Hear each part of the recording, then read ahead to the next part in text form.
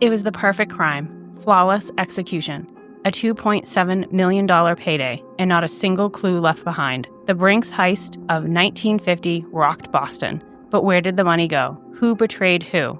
And how did it all come crashing down? Join us on Weirder After Dark as we unravel the mystery behind one of America's greatest robberies.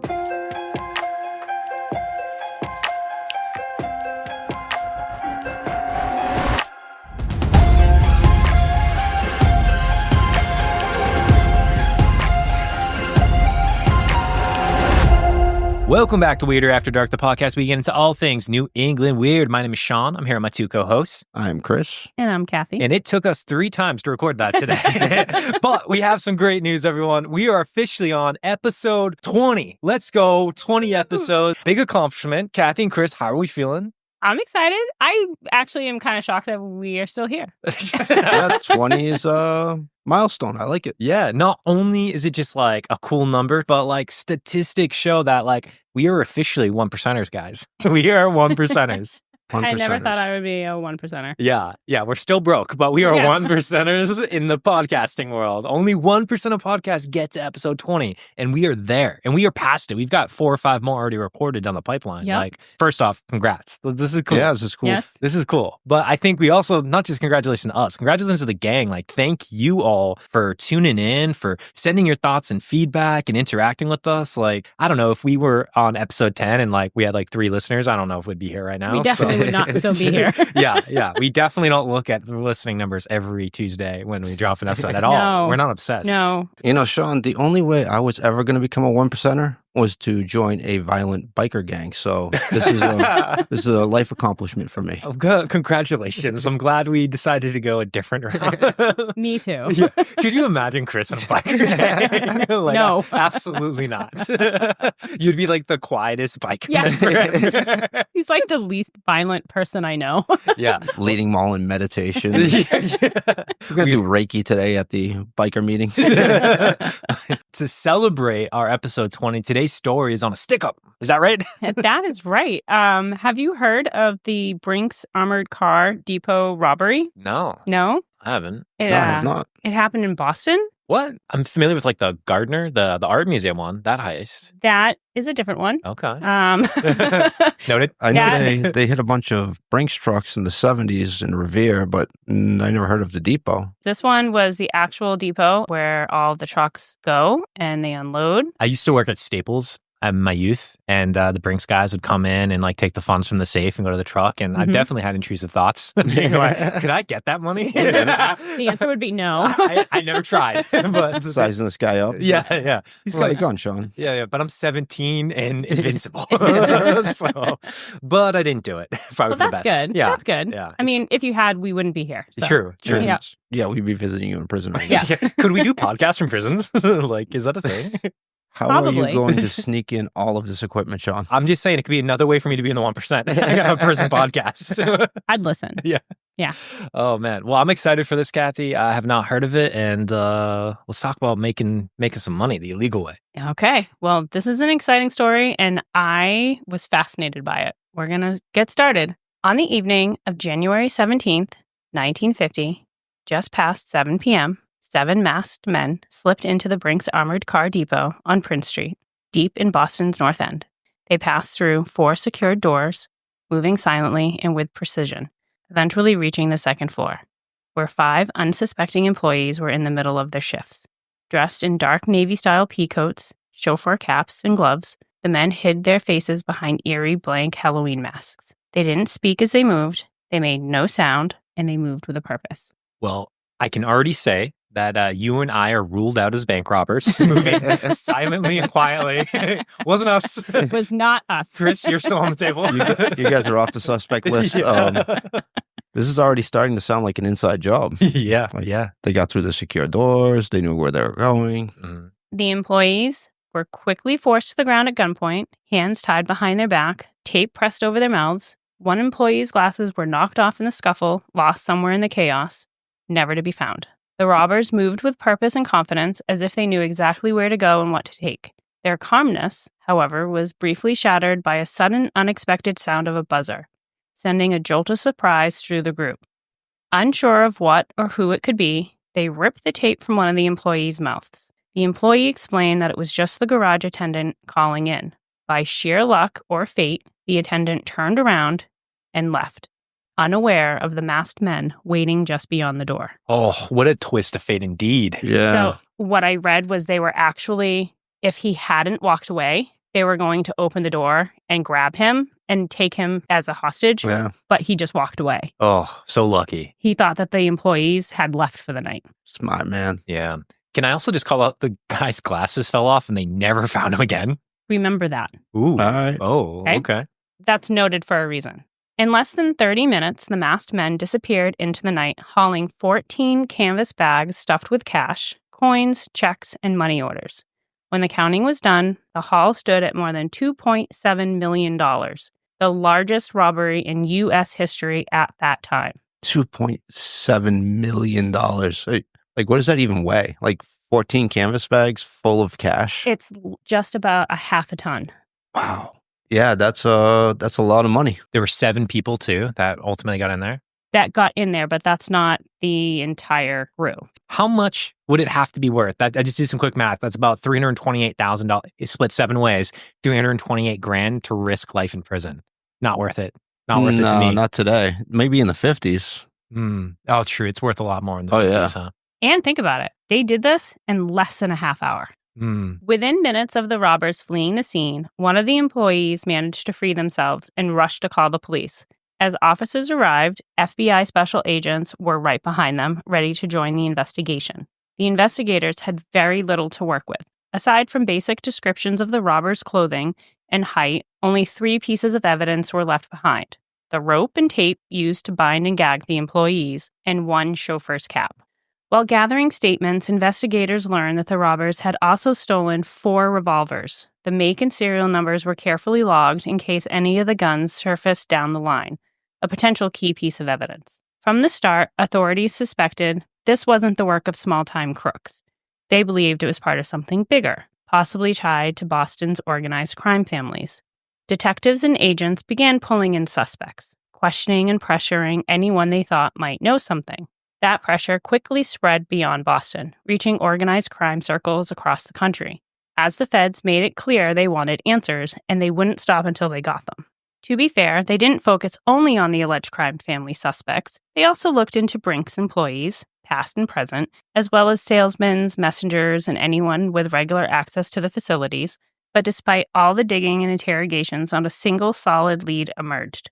They had their suspicions, a list of people of interest, but nothing concrete to back up their theories, and so the search dragged on. A month later, in February, a small group of boys, playing along a sandbar at the edge of the Mystic River in Somerville, stumbled upon 2 guns. A police officer took possession of one, later confirmed to be from the Brink's robbery. The other ended up in a trash barrel, eventually hauled off to the city dump.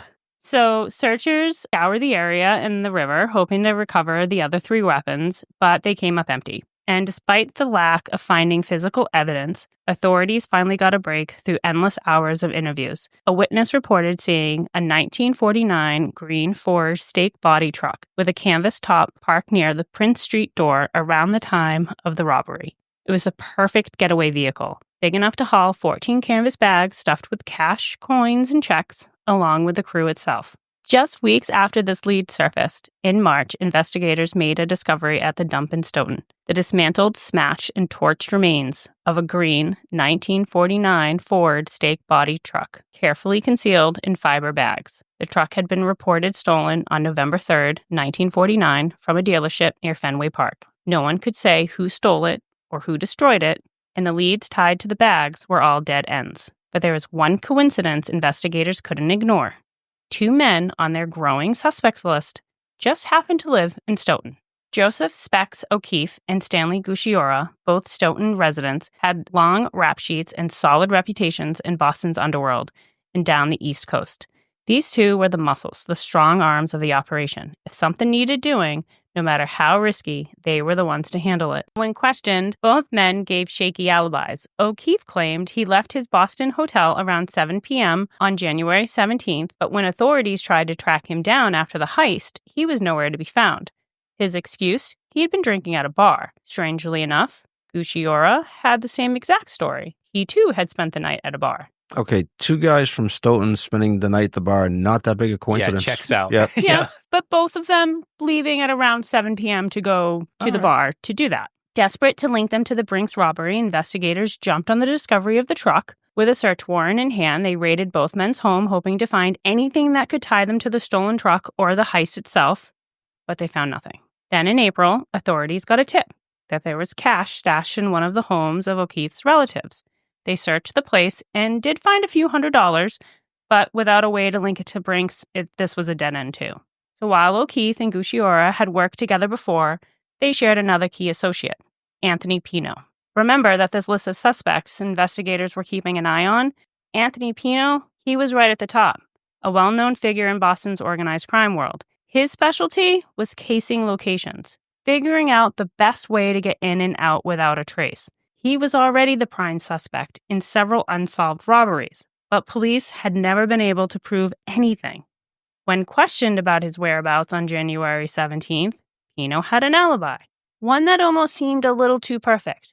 He claimed that he had been at home in Roxbury until around 7 p.m., when he stopped by the nearby liquor store owned by Joseph McGinnis. There, he said he joined in on a conversation with McGinnis and a Boston police officer. Now, nothing in this story happens by chance, and no one is here by accident. So let's talk about Joseph McGinnis. Joseph McGinnis wasn't just a liquor store owner. He, too, was a major player in Boston's organized crime scene. With prior robbery and drug convictions, he had a reputation as someone more than capable of planning and executing a heist as big as the Brink's job. When questioned, McGinnis gave a similar story.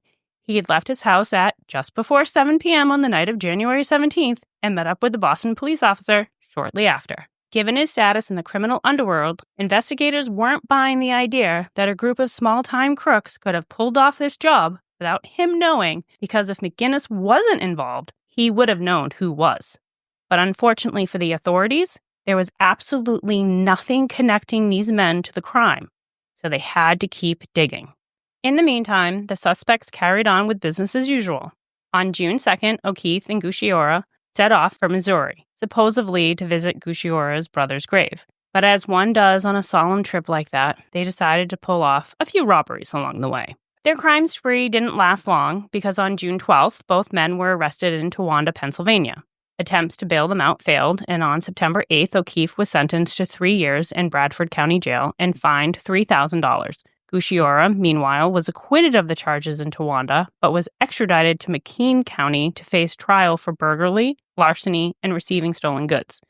On October 11th, he was sentenced to 5 to 20 years in Western Pennsylvania Penitentiary. For the next few years, both men fought for their releases, and rumors began to spread. Lawyers weren't cheap, and word on the street was that certain Boston criminals were being encouraged to donate money to fund their legal battles. Authorities took notice. Can I just say, if you just pulled off a heist for $2.7 million and then you're sticking up a fucking liquor store, like, what are you thinking? We never said criminals were smart. Okay, I'm just... So, the investigators used this opportunities to question the men, thinking that while they were sitting in their jail cells, perhaps they would be more willing to talk, knowing that their accomplices were on the outside. But the two men, they refused to speak. They stayed loyal, and they said they knew nothing about the Brink's heist. They repeatedly heard the names of Pino, McGinnis, Adolph Jazz Maffey, and Henry Baker being pressured to fund the movement to get O'Keefe and Gusciora out of jail.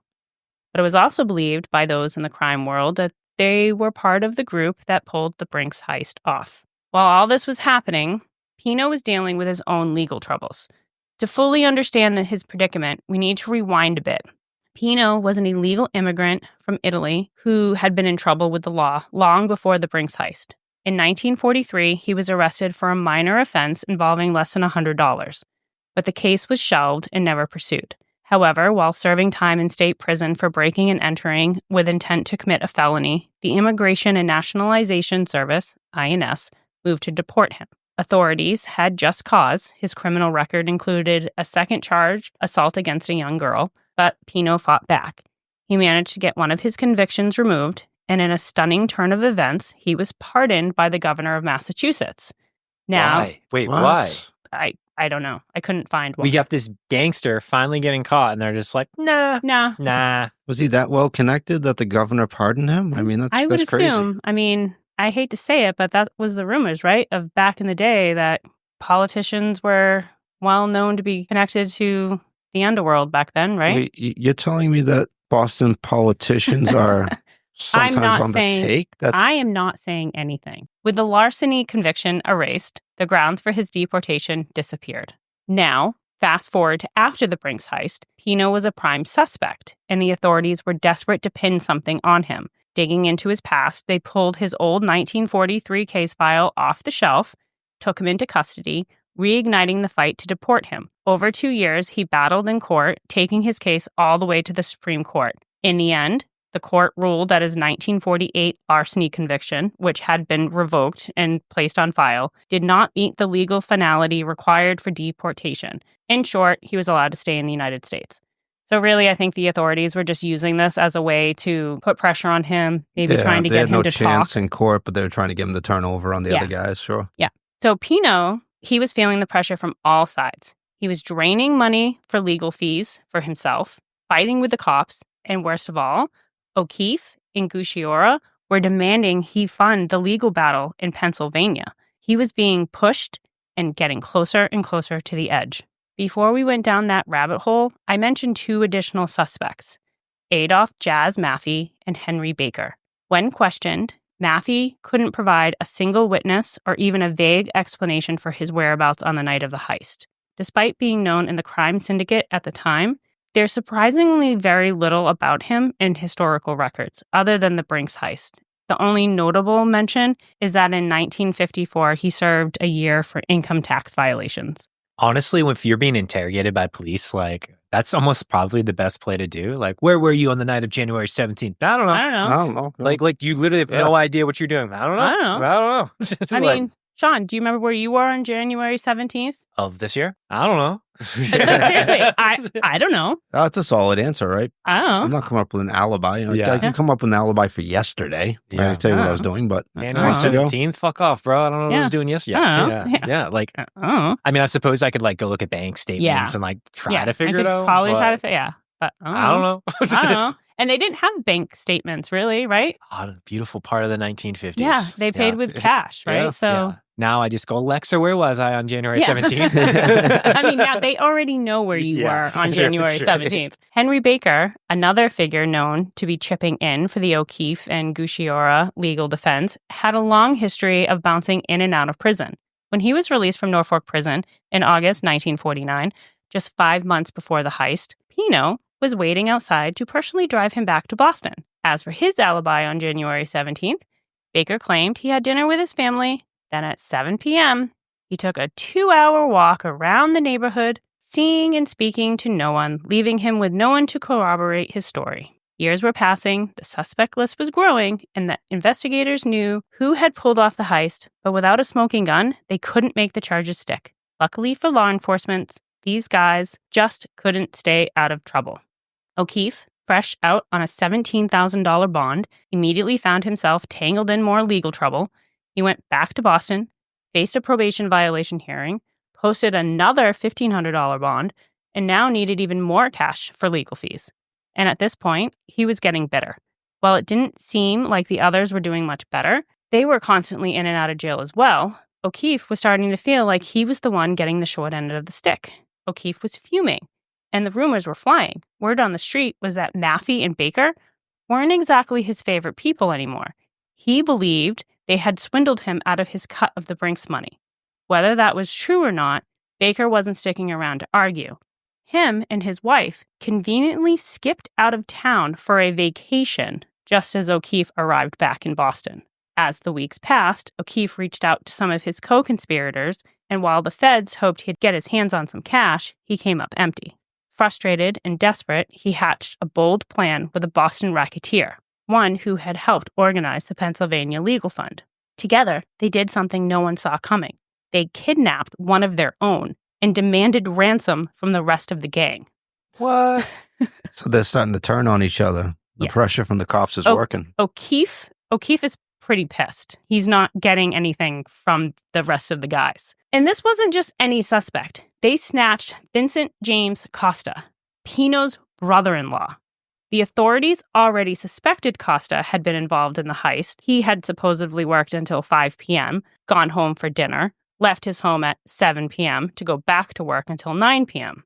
Now, O'Keefe was spiraling. He held Costa hostage in a hotel, demanded thousands of dollars from the others for his release. 2 days later, on May 20th, 1954, Costa was freed, and when agents questioned O'Keefe, Pina, Costa, and their wives, and the racketeer, they all did what criminals do best. They denied everything. For a while, things were quiet in the city until June 5th, when someone tried to take O'Keefe out. As he drove through Dorchester, gunshots rang out, but miraculously, every single shot missed. Then on June 14th, O'Keefe met up with Henry Baker in Dorchester under the pretense of discussing business, but Baker was nervous. He was on edge.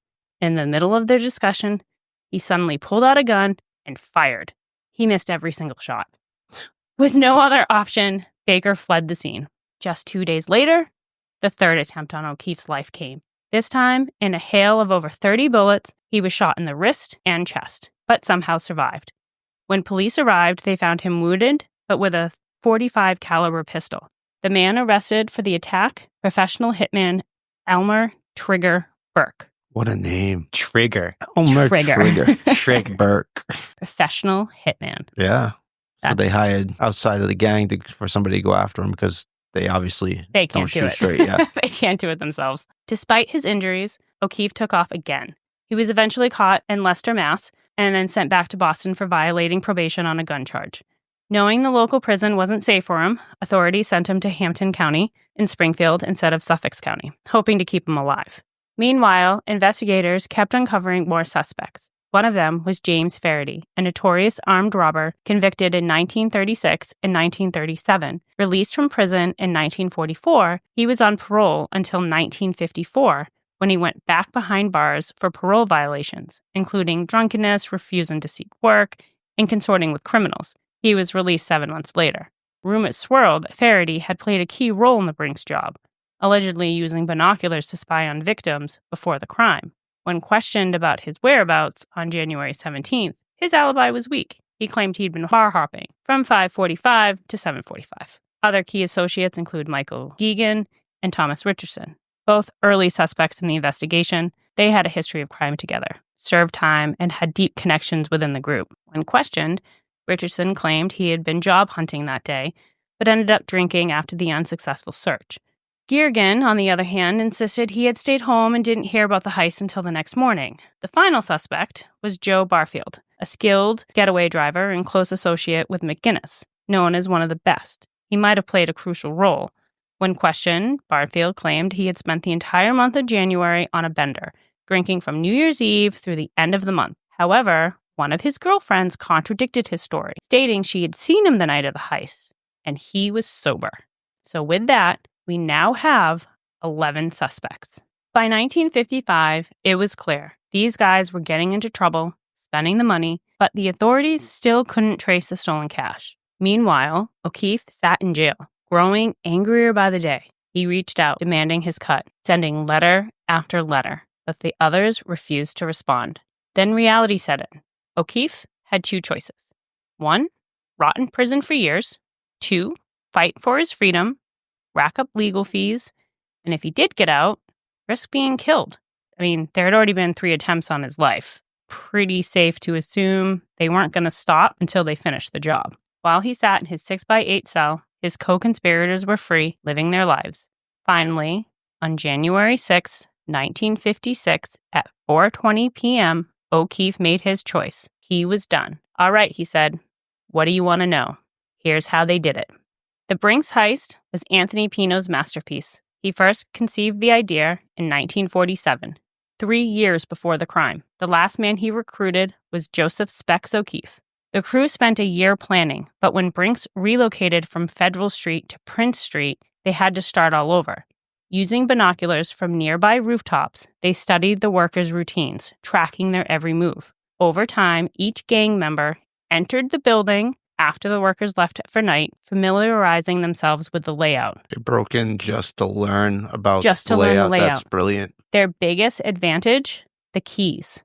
They removed the lock cylinders from the secured doors, took them to a locksmith that Pino knew, had him stay open after hours to make replica keys, and then replace them so that they were back before the morning. Yeah, this is the 50s. There's no cameras. There's no, other than security guards. That's pretty badass, though. That is pretty That badass. is so cool. You're breaking in, stealing replacing locks, the locks. replacing keys, getting everything back just to prepare for this big event. Oh, that's so cool. By doing this, they cut their entry down into like seconds. Yeah. So instead of using a stolen junker, they needed a new one, an untraceable truck. So it had no marking. So in early November, they stole one straight from the dealership near Fenway Park. From November to December, they practiced their getaway route over and over and over again. And in the final month leading up to the heist, they passed over more than a dozen opportunities to break into the building, waiting for the perfect moment.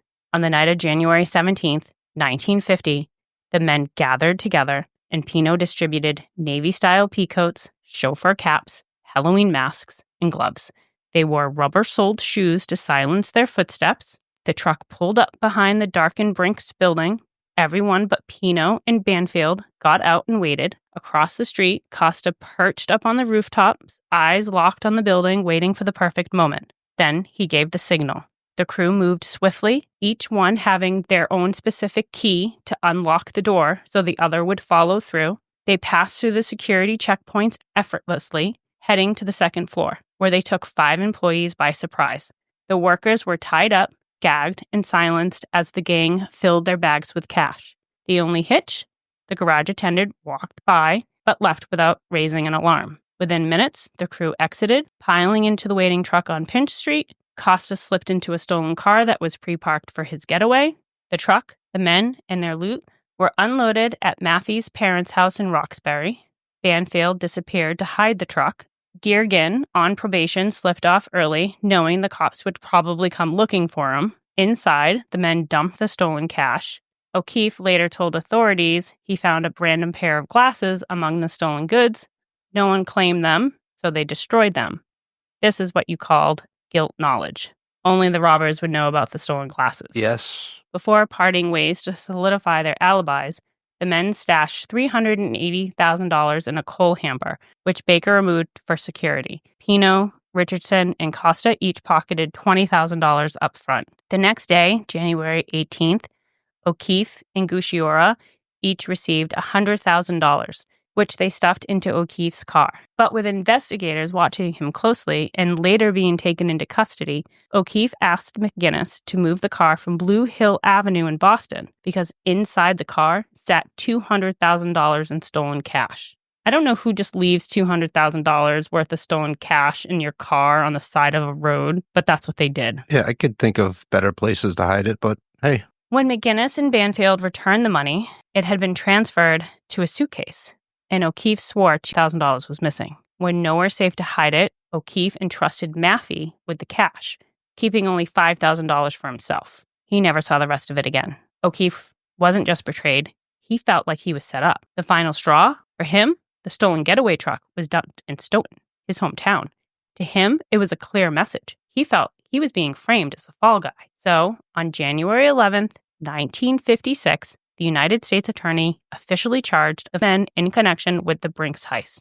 The indictment included conspiracy to commit theft of government property, robbery, and bank robbery through force, violence, and intimidation, bank robbery and assault on Brink's employees during the theft of January 17, 1950, additional conspiracy charges related to receiving and concealing of stolen goods.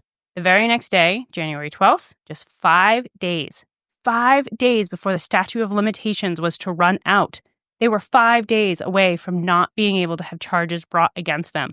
The FBI swept in and arrested 6 gang members: Baker, Costa, Geegan, Maffey, McGinnis, and Pino. The whereabouts of the remaining 5? Well, O'Keefe and Gusciora, they were already behind bars. Banfield, he had died.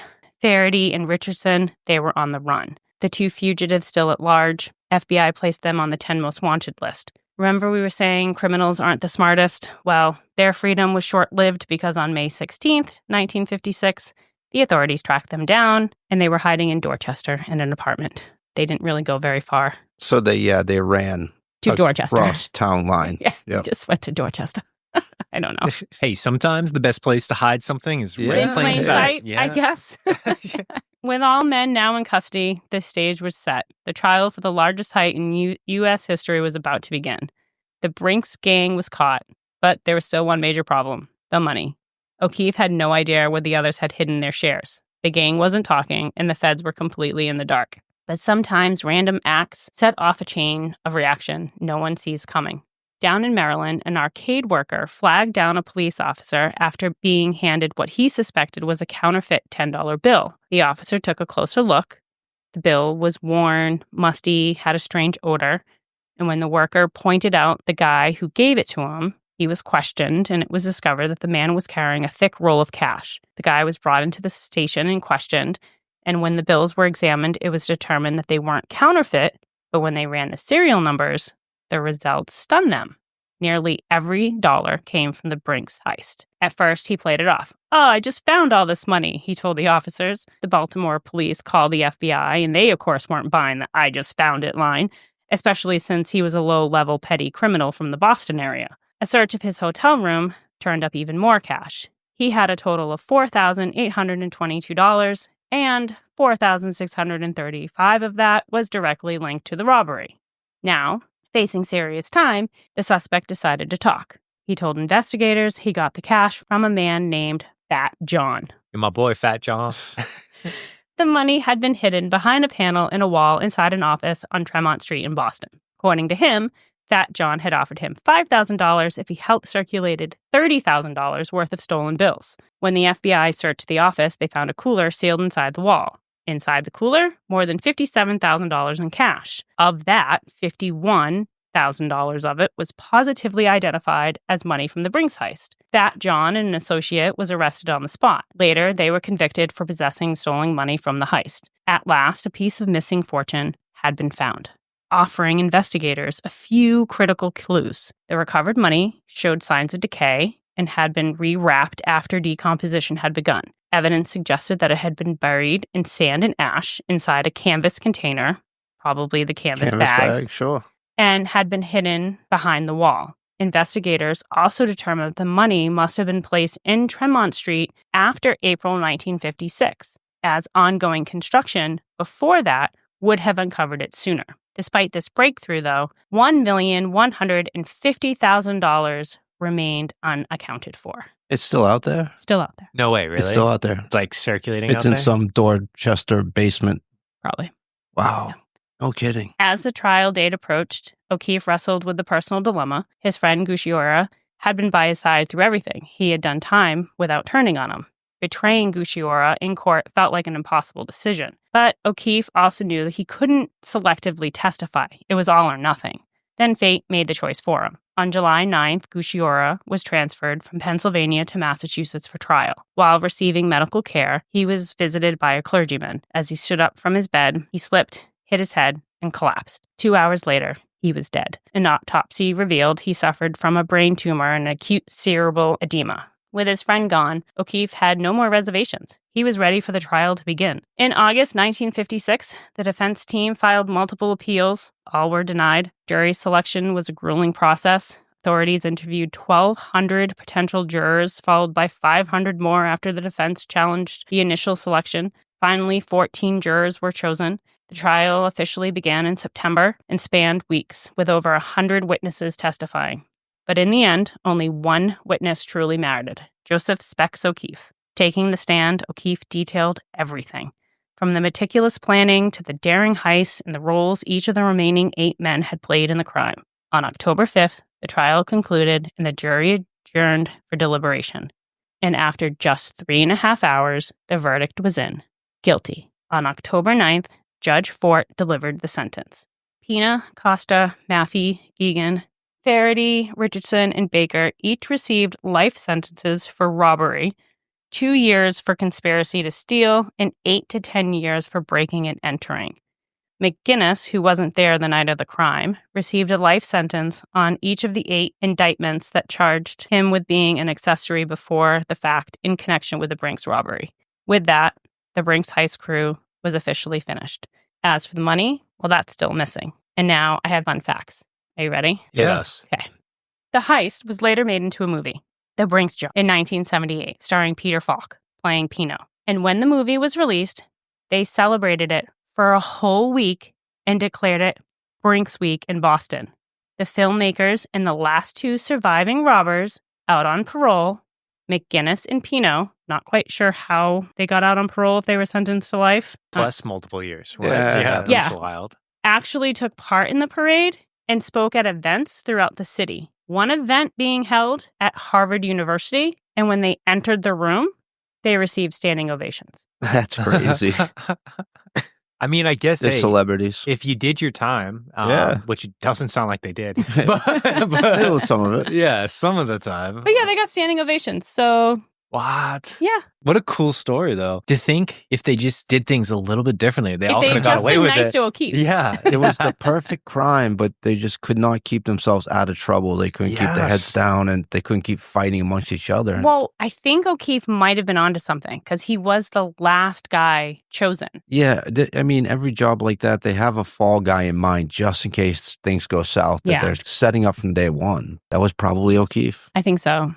I do think so. But didn't he also just get caught He did. for trying to commit more crimes? Yeah. Yeah. So, like, But they all did. you were your own fall guy, bro. Yeah. Like, Sure. And then to be 5 days away from statute of limitations and to have him turn right Mhm. then, it's like, 5 days. you could have waited 5 days. Like, somebody get to this man and say, hey, 5 more days. Yeah. We got you. But he was going to be in jail. Yeah. So, I mean, he had Yeah. time He was to staring serve. down that clock. I'm sure he knew Yeah. there's 5 days left. I was Mhm. like, I got to make a choice. Like, what am Yeah. I doing? Oh, yeah. I Yeah. never thought Yeah. about it that way, but yeah. Yeah. Yeah. 5 days. And somewhere in Dorchester, Yeah. in somebody's basement, there's mean- over $1 million left in duffel bags. It's probably crumbled and Yeah, the 50s. I mean, that's... Who cares? You know how much that would be worth finding a bag Just of finding even it, even yeah. if it's Cool. like crumbled money at this point. just a you'd be like, history. Yeah, you could of sell it. that for probably more than it's worth. Sell it on eBay. Yeah, because you got to think, right? Like, if you find a bag of $1 million, you only have $1 million. Even though in 1950, it doesn't matter. It's a bag of money. But then you sell that on eBay. To Chris's point, now that bag of $1 million is worth multiple millions of dollars. Yeah. Yeah. What a cool story, Kathy. Thanks for sharing. Yeah. Any last thoughts before we give this a wrap? I would make a fantastic bank robber. Yeah. Just throwing it out there. What makes you say that? What are you bringing to the table? I'm really good at not committing new crimes. I think I would have done well in that gang. Yeah. Do you think if you did like rob a bank, like could you stay quiet? Would that eat away at you? Like the guilt of knowing that you did it? I don't know if the guilt of knowing I robbed a bank, but the fear of my co-conspirators and what they were up to, that would be enough to drive That'd me eat away. crazy. Yeah, I could not. I don't think it'd be worth the money to me to know that at any point the FBI could kick in my door. Yeah, what's that saying? Like, 2 can keep a secret if one of them's dead. Wow. Yeah, That got so yeah. dark. No, it is. It's like a. It's Kathy, your shouts he's showing. I've never feared you before. Wow. Yeah. That was dark. Well, for my own safety, Kathy, thank you so much for today's episode. Gang, I hope that you also enjoyed today's episode. And if you did, feel free to go ahead and check out our Instagram, where we'll drop some follow-up information, some images, and documentation from Kathy's research. I also want you to keep in mind, we are building communities out there right now, which means that it's not just Instagram, baby. You can hit us up on Reddit and on Facebook, and you can communicate with us and other people like yourselves who are enjoying these episodes. And remember, if you like this shit, if you fucking love this shit, the best thing that you can do for us is to share this shit with someone else that you know we would appreciate forever. And we want you to know that we are always on the lookout for your creepy tales. You got something strange, unexplainable, aliens abducting you at night, or ghosts peeking out of your closet, whatever's going on in your lives, we want to hear about it. And you can send that to us at thegang@weirderafterdark.com. And lastly, remember, it always gets a little weirder after dark. Bye. Thank you, guys.